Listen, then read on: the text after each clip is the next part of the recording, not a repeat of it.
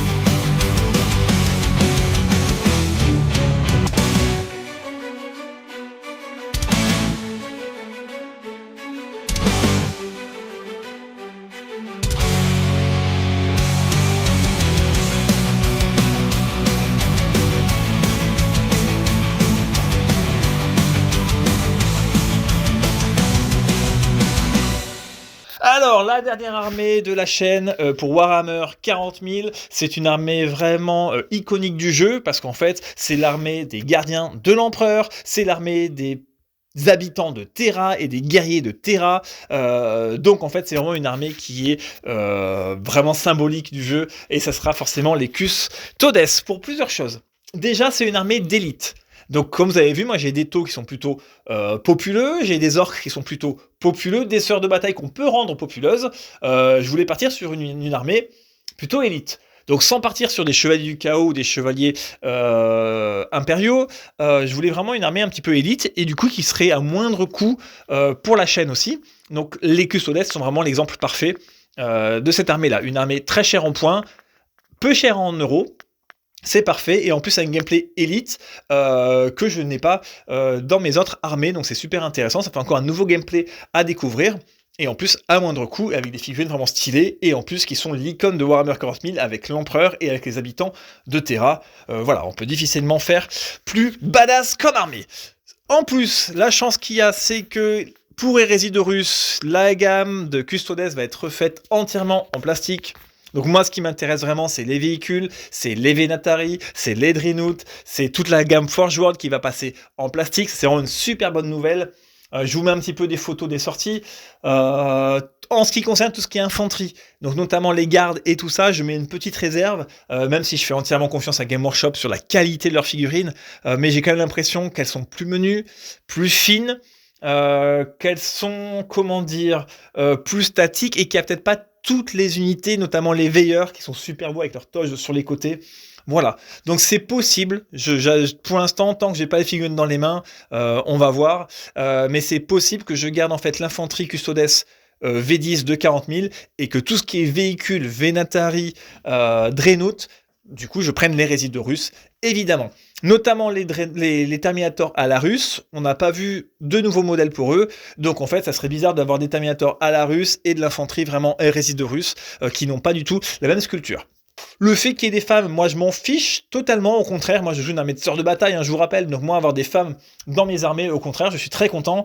Voilà, un mix des deux, très très bien. En plus, l'histoire des Custodes, c'est très bien, ils n'ont pas été génétiquement modifiés, c'est vraiment des unités qui sont badass de base, et elles n'ont pas été transplantées, enfin, elles ont été génétiquement modifiées, mais pas transplantées comme l'espèce marine, donc c'est très bien qu'on puisse prendre des filles et des mecs, moi je n'ai aucun souci là-dessus, mais on s'en fout, c'est une fausse problématique. Donc, pour les Custodes, ce qui est vraiment intéressant, encore une fois, c'est qu'avec quelques Battle Force ou quelques combats de patrol, on arrive déjà facilement à avoir 1500 voire 2000 points d'armée, pas spécialement optimisés. Donc, c'est vraiment ça l'optique au début, c'est d'avoir rapidement 2000 points d'armée très peu cher, donc aux alentours des 300 €, on a notre armée, et après, petit à petit, commencer à, comme d'habitude, travailler le codex, travailler les détachements, et affiner et peaufiner les listes. Donc là, ce qui va se passer, c'est que j'ai commencé à acheter, comme je vous montre, des figurines peintes de Custodes. Ce qui est bien, c'est qu'il y a souvent un seul schéma d'armée, le doré. Donc en fait, c'est très facile d'avoir une armée rapidement peinte en occasion. Typiquement, moi, les 5 gardes custodiens, j'ai réussi à les avoir à 22 € sur Vinted. 22 €, 150 points, peints. c'est quand même, je fais pas ça à chaque fois, mais là j'ai quand même fait un bon coup de fusil. Voilà, donc ça pour vous dire, avec quelques gardes, quelques terminators, un petit peu de sœur du silence. Il va manquer les véhicules, mais ça, j'ai pris des véhicules en résine, en impression 3D, le temps d'avoir les nouveaux.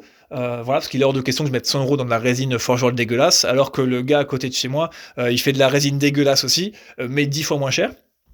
Et en plus, avec la sortie des nouveaux Custodes, c'est top. On va pouvoir rapidement, en fait, je sais pas quand est-ce qu'elles seront disponibles à l'achat les figurines, hein, mais on va pouvoir remplacer petit à petit toutes nos impressions 3D pour l'armée Custodes. Donc là où je suis très content, c'est qu'en fait sur cette armée-là, malheureusement, il n'y a pas beaucoup d'unités différentes. Donc en fait, les gameplays vont être assez similaires, les listes d'armées vont être assez similaires mine de rien. Mais là où je suis content, c'est qu'en fait, on va pouvoir rapidement avoir une armée peinte, une armée jouable très facilement avec très peu de modèles, des figurines pas chères en occasion et déjà peintes, donc ça c'est cool. Et en plus de ça, comme les Custodes vont être faits, il y a forcément des chances qu'il y aurait d'autres sorties qui arrivent, peut-être une deuxième vague, notamment, et forcément les codex, les livres, les histoires qui vont aller avec, donc des nouvelles règles et quelque chose de vraiment plus sympa et dynamisant pour l'armée. Encore une fois, moi je suis pas fan des détachements que Game Workshop sort du chapeau comme ça, en disant tiens l'armée est nulle, on lui sort 2 détachements overpétés, et du coup elle est super bien. Non, moi je préférais qu'il y ait le codex de base qui soit fini pour la version, et on rajoute quelques petites unités, quelques petites sculptures, qui s'intègrent aux règles qui sont déjà existantes. Et pas l'inverse, pas adapter les règles aux figurines. Voilà, c'est adapter les figurines aux règles. Bref, c'est un petit point de détail. Donc voilà, donc ça c'est la 4e armée du studio, ça sera sûrement la dernière. Donc je répète, vous avez Leto en armée populeuse de tir et de contrôle map, les sœurs de bataille en armée plutôt équilibrée, mixte, qui est semi-populaise, semi-élite. On peut la jouer très élite ou très populeuse. Donc ça c'est bien, il va y avoir des phases de gameplay différentes. Les orques, où là c'est pareil, on peut jouer vraiment beaucoup de choses. Moi c'est vraiment plutôt corps à corps, donc une masse de corps à corps super agressif. Et ensuite, donc, les Custodes, qui sont quand même une armée de corps à corps, mais plutôt élite. Donc là, ça va vraiment être sur le mouvement, ça va vraiment être sur le placement, et sur le positionnement sur la table, qui va être très intéressant. Là où, typiquement, les orques, bon, on a 150 figurines, on en perd 10, 15, bon, ça fait chier, mais c'est pas la mer à boire. Perdre 15 Custodes en un tour, on en reparle, c'est pas la même.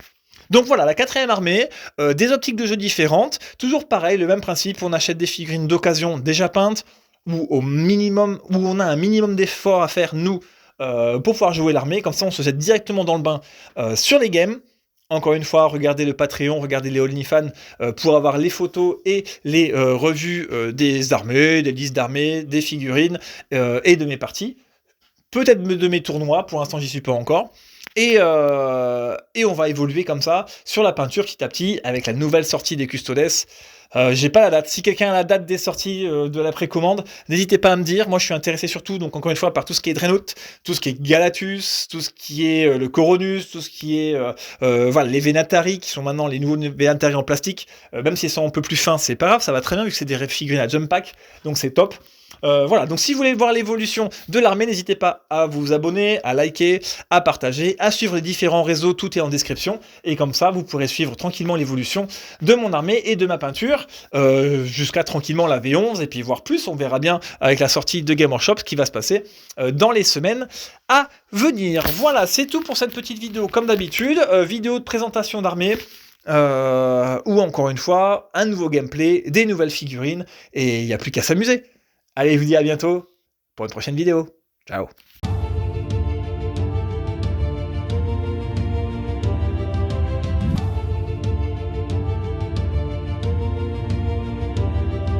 Gloire à lui, empereur immortel, seigneur des hommes et du ciel. Par son nom, la guerre est loi, l'empereur guide notre foi.